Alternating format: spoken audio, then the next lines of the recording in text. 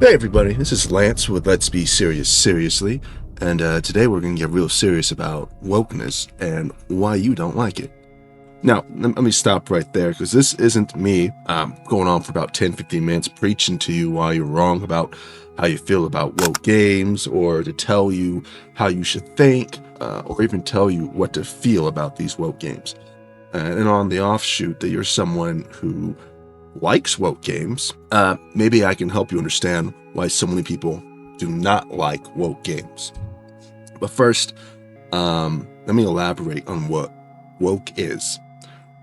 I'm going with the general modern version of it, okay? I know it goes deeper and there's some deeper roots to the wording, but we're going to focus just on the general consensus of what it means right now.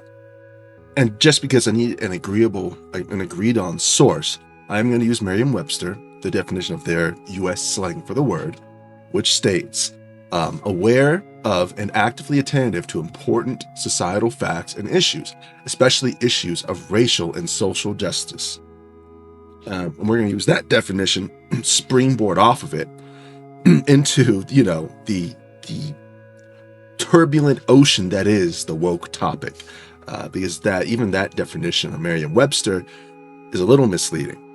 Because usually when people hear woke, it has a lot to do with I'm gonna mess it up. LGBT plus issues, DEI, feminism, and the whole pantheon that comes with that. It's not really the racial and social justice part of that definition. It's not necessarily true, because a lot of it is empowerment for certain groups of people.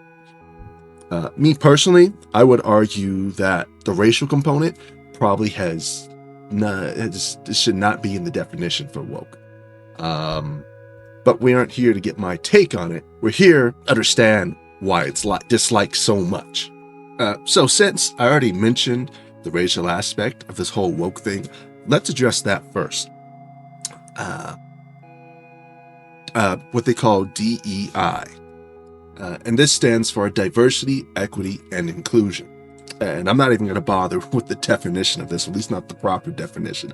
But most people take this as forced inclusion of both racial and gender into, basically, with the writing of games, they force these things, they forcefully inject it into the story.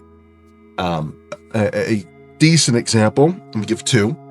One would be, you have, let's say, an admiral of a space fleet, and it's a strong, independent lady.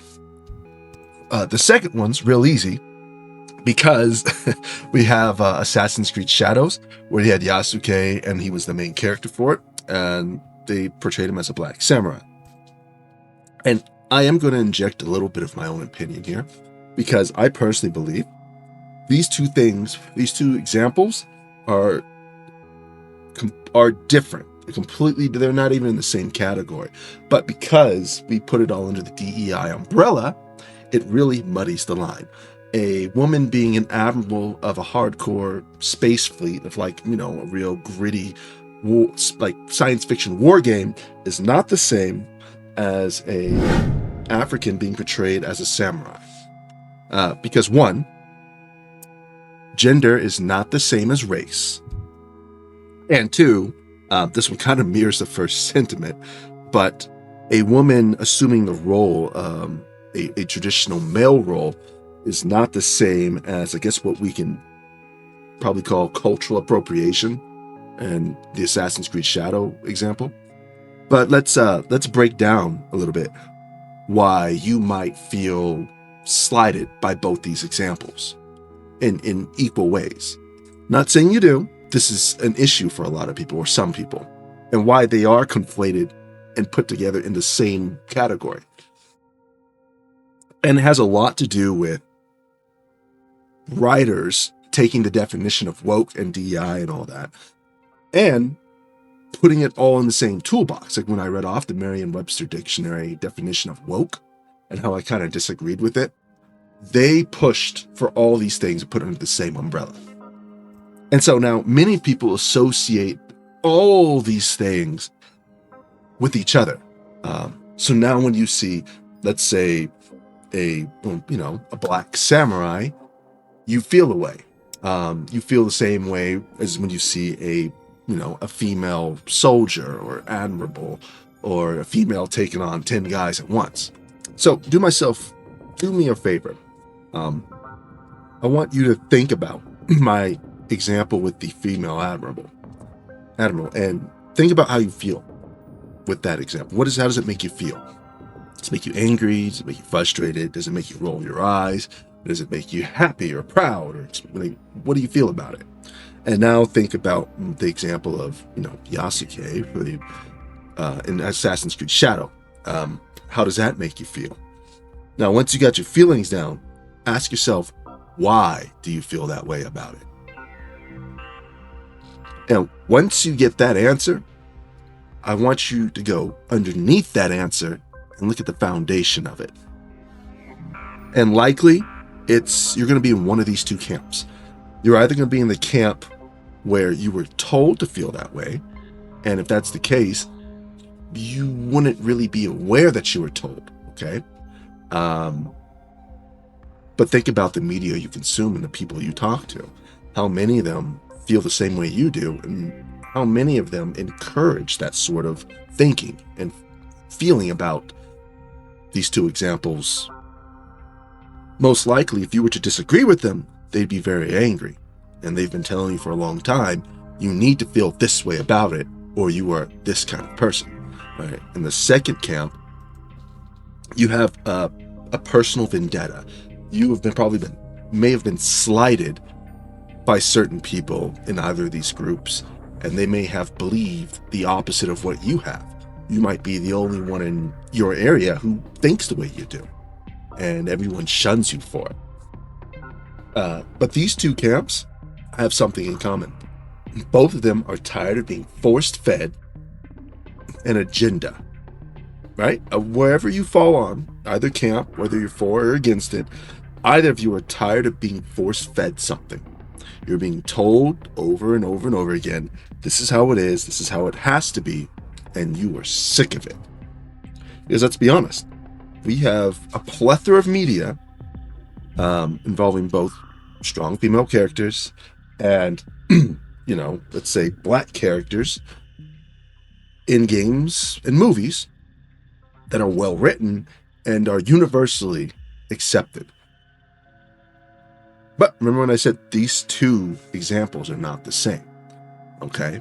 The strong female character, they are trying to, real hard, in the agenda side of it, they're trying to push female characters as just reskinned males. It is horrible writing. It will never work, and it never has worked. We're gonna get to why that is in a second here. We're gonna go deeper. We're gonna get deeper. Just hold on. The Black Samurai is a whole nother aspect of writing. It's just bad writing. It's what it is. It's bad writing. You do have people who might be genuinely racist, right? But it's few and far between. A lot of people are just angry and upset. And quite frankly, probably just confused. Falling into hate spirals. Because, again, Afro Samurai, Hiroko from Nioh, and the entire Samurai Champloo franchise, the anime, that has a lot of, modern black themes put into it. And none of these things sparked any great debate or great argument, right? I mean, most these, the character I mentioned from Nioh is pretty much accepted into the game, and Samurai Champloo is a beloved anime, despite it making really no sense that you have all this modern black culture within the Edo period Japan, right? But it's just accepted. And, a lot of you might disagree with this, but even the main character is drawn with African American sort of features, like his hair. His hair is obviously supposed to be like frizzled in some way. And it's okay. There is no problem with that. And why is it okay? And from a writing approach, both the character and the anime try to operate within normal human programming. They wrote the character and they wrote the anime with human programming at its core. And that might sound weird to you. We're going to jump over to the female admiral example. The reason that is so different than, what we call the cultural appropriation example is because a female admiral goes against human programming in a sense.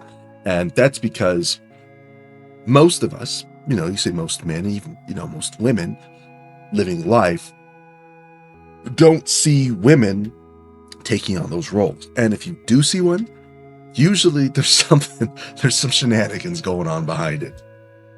That's because men and women are inherently different. And when I say men and women, I mean all men and women. African-American women, Japanese women, white women, Hispanic women, Puerto Rican, all the women, right? Different set of programming. And that's why, if you go out there, you're trying to romance a lady, no matter what her race is, if someone walks up to her and threatens her and you're next to her and you turn and walk away, or you leave her to fend for herself, I would say 999,000 out of a million, you aren't going anywhere with that lady. You just ended the romance option, okay? That's just the way it is. Women, when being courted, look for certain aspects in men, and that's just unfortunately one of them. Even if you get beat up, standing up for them in a actual dangerous situation, you still could have a chance. But if you just stand there and watch it happen, dude, it's over. And that's the way it is, and that's the way it always has been. It's human programming. And most women are not programmed to be, the modern depiction of a strong female, right? An admirable lady who, has trained herself to a degree where she can take on 10 guys, even despite weighing 110 pounds, the charisma to transcend human programming. Because let's be honest, most guys, if they're being led into combat situations by a woman, they're going to feel a way about it, right? There's going to be, it's like getting into a fight when there's a woman also in the fight, If some dude is beating her up, most likely the guys are going to go to her, like you're trying to save her. That's just because that's human nature. That's in our programming, Usually, not all the time, but if a guy watches a girl get beat up by some guy, a girl he knows getting beat up by some other guy, and the guy doesn't do anything, universally across all cultures, that guy is depicted as a punk. And that's why that bothers you so much when you see these things. That's why you probably don't like it. All right. And if you are someone who does like that, you have to understand that's why so many people dislike it and don't enjoy that type of media.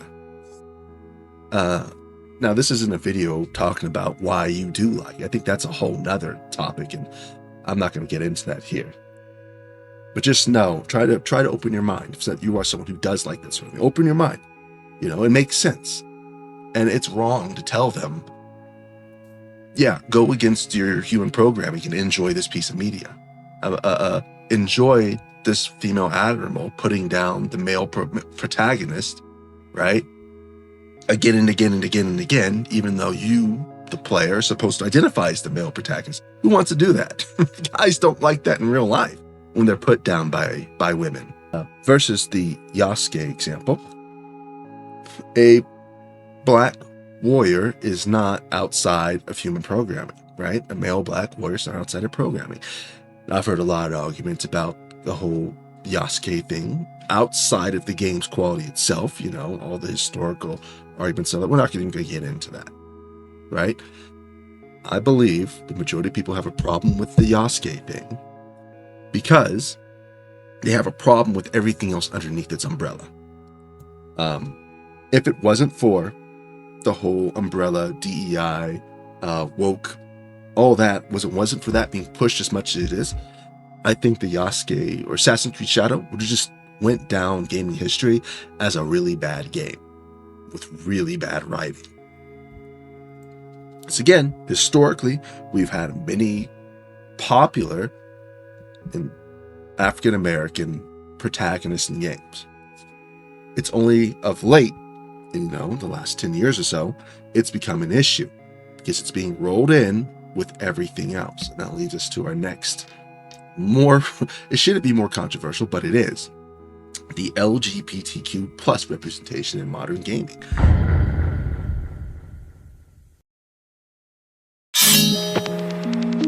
Fascinating. Your personality.